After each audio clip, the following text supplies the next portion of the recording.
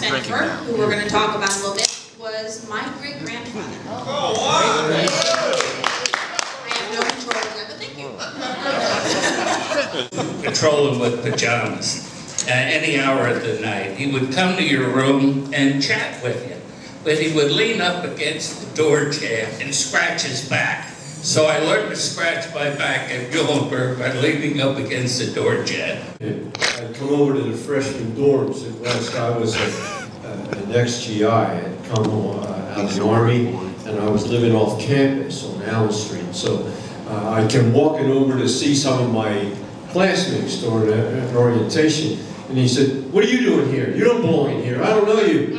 And I said, "I'm in the freshman class." He said, "Oh yeah?" He said, "Prove it." And so I told him my name. He said, "Let's see." He said, "Your name's here. How come you don't have your dink on?"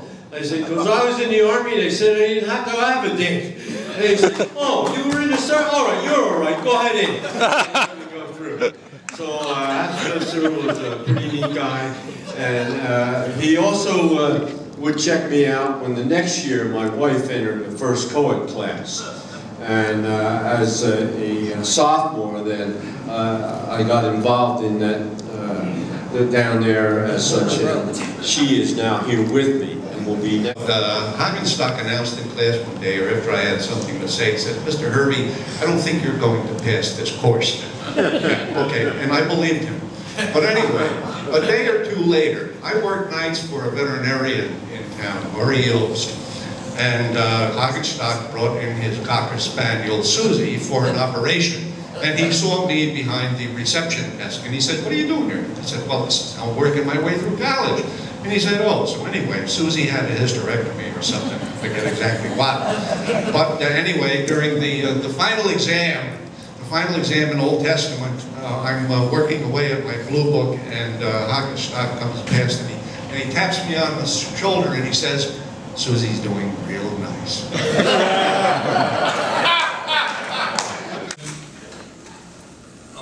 I roomed on the first floor in West Hall, where the offices were. And there was room for 3 people in our room. Okay? So I roomed with a guy named Freddie Chernin, a guy named Steve Leban. Now, Steve Leban was a smoker.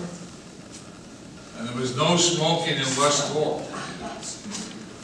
So, in the first 2 or 3 nights, he was smoking in the room. And as soon as we heard that, we're all standing around semi-naked.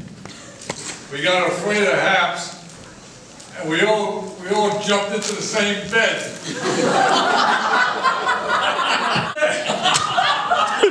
And this was before the era when this was permissible. Was going to open, but it was neat the way he did it. It was so subtle. It was every night in the beginning of the term to make sure you were working on your homework from 7 to 11. And then by the end of the year, in May, he was hardly making the rounds anymore because he got us all conditioned to do it. But he was just worked that way, and he was always around. My roommate came in soused out of his mind one night, and he went into the stairwell and he said, "F you, Haps." And this low voice behind him says, "You'd have a little trouble doing that right now, son."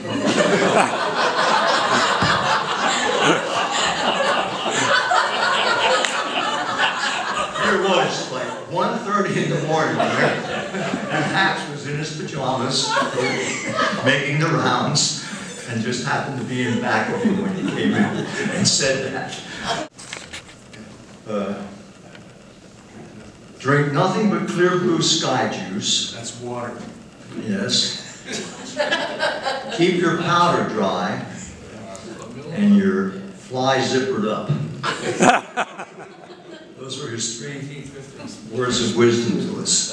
I'm not sure what keeping your powder dry was, but anyway, he did it. There's been debate. Art Hans class arrived here before classes began to play football. A couple weeks before classes began. Well, freshmen, we got into playing ball in the heat, and we all got really dehydrated because you weren't allowed to drink water in those days. If you were a sissy. So you played without water. And in the evening, somebody had a car. 6 of us jumped in the car, went over to Hemmerly's, which is the local oasis, and illegally bought a lot of beer. We went down into the park, and we were drinking this beer at night, and every time someone would finish a can, they'd just throw it out the window. And after a while, there was a ring of beer cans all around the car. Lo and behold, a police car came by, which I can imagine they said, look, there's a car over there with beer cans all around it. Hauled us down to City Hall, or to the police station, and they found out we were Muhlenberg. We were getting kicked out of college and I hadn't even had a class yet.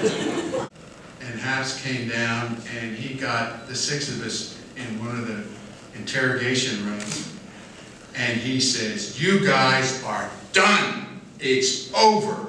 And in the meantime, he was making arrangements to get us out of there in his custody, in his care. And I'm thinking, my dad was so strict with me, I'd rather be shot than have to face my dad with this problem. And so he got back to Muhlenberg, and he said, all right, tomorrow morning, I want all of your luggage down in the quadrangle. He says, we're gonna send you home. Call your parents and send you home. Well, can you imagine? It was hot. We had all of our chest, belongings, everything. Well, at about 9:30 or 10 o'clock, he finally comes out of his office. And he walks over to us, he says, all right, he says, all of you, take your luggage back up into your rooms, and I don't want you to drink another drop the 4 years you were here in this, on this college. Well, it was like God had talked to us. I don't think he ever